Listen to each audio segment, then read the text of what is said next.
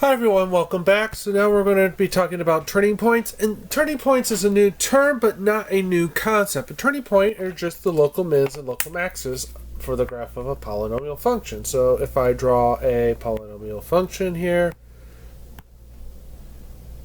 the turning points are just up here at the local max and down here at the local min. Just the idea is it's kind of think about this as a road for a second and a car driving on the road. This is kind of where you're turning right and turning left on a road. So let's draw a car here. So we drive along this way, turn right, and then we get down here and we'll turn left. And that's why you want to think about what turning points are. And really, this is the important fact you want to get out of this video, is a polynomial function can have at most n-1 turning points. So notice that if I draw an example here of a polynomial function, so we said in the last video that this could be, let's see, 1, 2, 3, 4, 5, 6. So this has to be at least a degree 6 polynomial.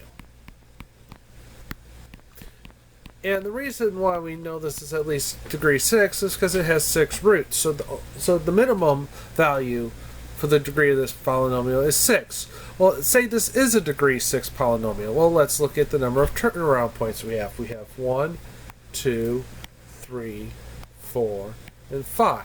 So we have at least degree 6 and 5 turnaround points.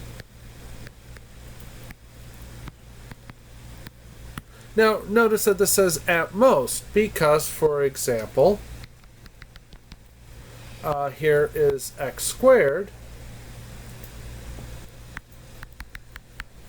This has 1 turning point. In spite of being degree 2, well, that's the most it can have. So let's look at what I really want to look at was x cubed. So x cubed has 0 turning points.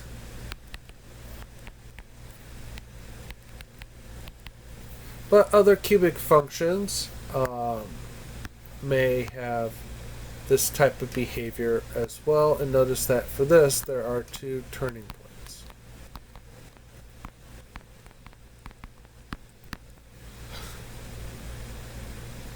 So at most n-1 turning points. You can never actually quite get to n because then you change the degree of your polynomial, because then you're crossing the x-axis again. So that's this video, so we'll move on to our last terminology for polynomials, which is in behavior. See you then.